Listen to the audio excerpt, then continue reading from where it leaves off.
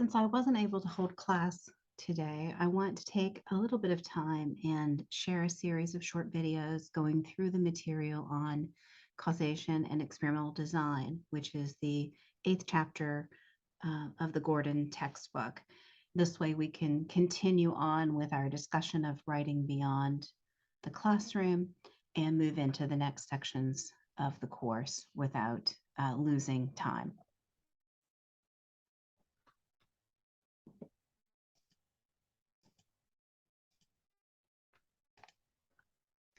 Social research is very often interested in seeking causal effects.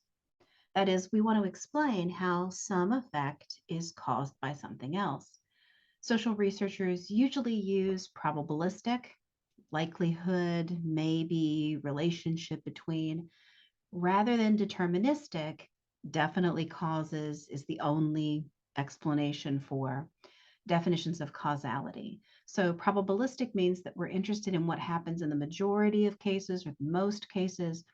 So in other words, we don't have to have complete causation. So we don't have to explain every single cause of some effect, just the major causes. And that the cause and effect relationship doesn't have to apply in every case, just in the majority of cases. And in fact, it doesn't have to apply in even the majority of cases, as long as the causal relationship exists for some cases, and we can say which ones it exists for, then we can talk about a causal relationship. Basically, we're interested in if something happens most of the time or something is more likely to happen. That's what we typically mean by causal explanations. Deterministic accounts, which tend to be found in philosophical definitions of causality, mean that it has to happen all of the time, every time. And this just doesn't happen ever in social research. We can't use these kinds of notions of causality. But in order to make a valid causal claim, a probabilistic causal claim, the following criteria do have to be satisfied. We have to talk about empirical association, temporal ordering, non-spuriousness, identifying a causal mechanism, and specifying the context in which the effect occurs. So regardless of the type of causality, you need to have three things in order to have causality, and we're going to talk about each one of these individually. First of all, there needs to be an empirical association between things. So in order to say that there's an empirical association, there needs to be a relationship between two or more variables such that changes in one variable is associated with changes in the other variable, or the attributes of one set of a variable is associated with the particular attributes of another. And I'll use some examples to make it make more sense. So it's important to note that an empirical association in and of itself does not constitute a causal relationship between the variables. And the phrase that was drilled into my head when I was in school, studying statistics and studying research methods, was that correlation is not causation. Just because two things tend to be associated with each other, or they tend to happen at the same time, or they seem to be connected in some way, does not mean that one causes the other. For example, if we're interested in the question of if going to good quality schools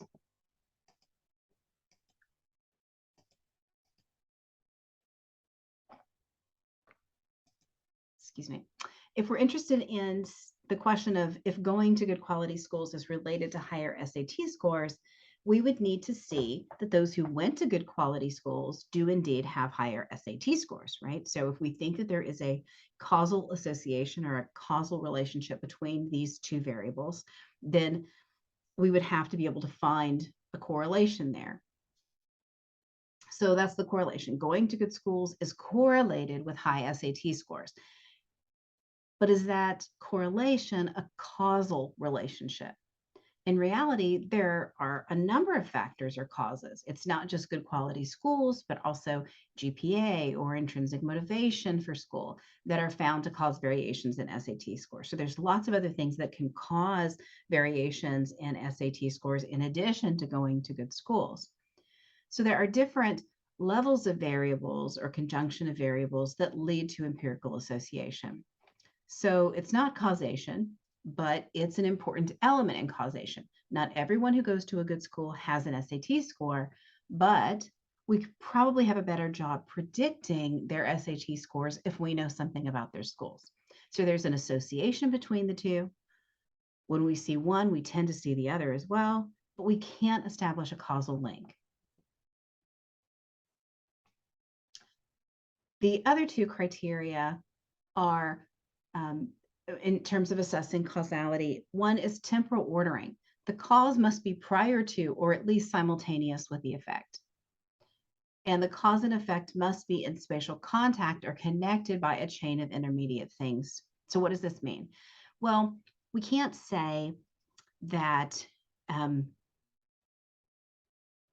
there's a relationship between something when or that there's a causal relationship between something when the second thing comes first. So we can't say that your education, we believe that there's a relationship between gender and your educational level, but your gender is defined previous to your educational attainment.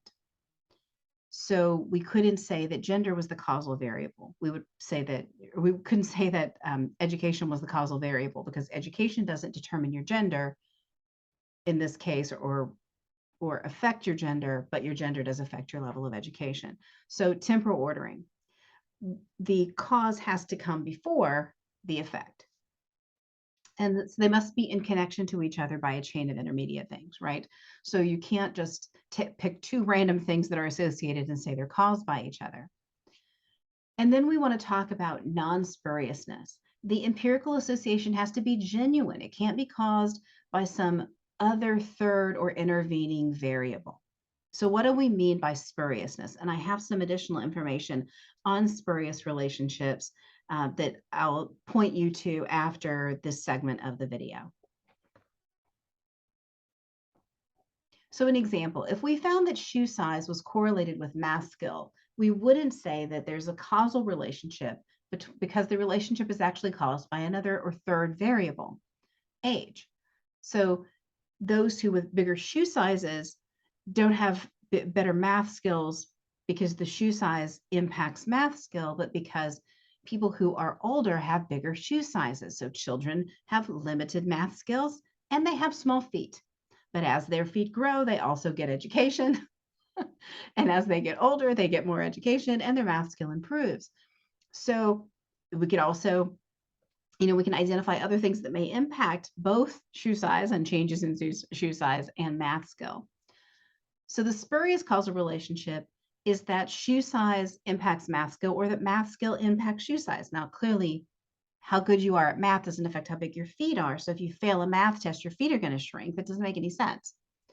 But the actual causal relationship is age, right? So there is a third variable in there that explains both of them. As you age, your math skill improves, and as you age, your shoe size increases. So when we put age in there, the relationship or association between those two variables kind of disappears, because they're both explained by another variable, right? Changes in shoe size is affected by age, and changes in math skills affected by age. And once we put that intervening variable in, or that underlying variable that explains that connection, then that connection goes away.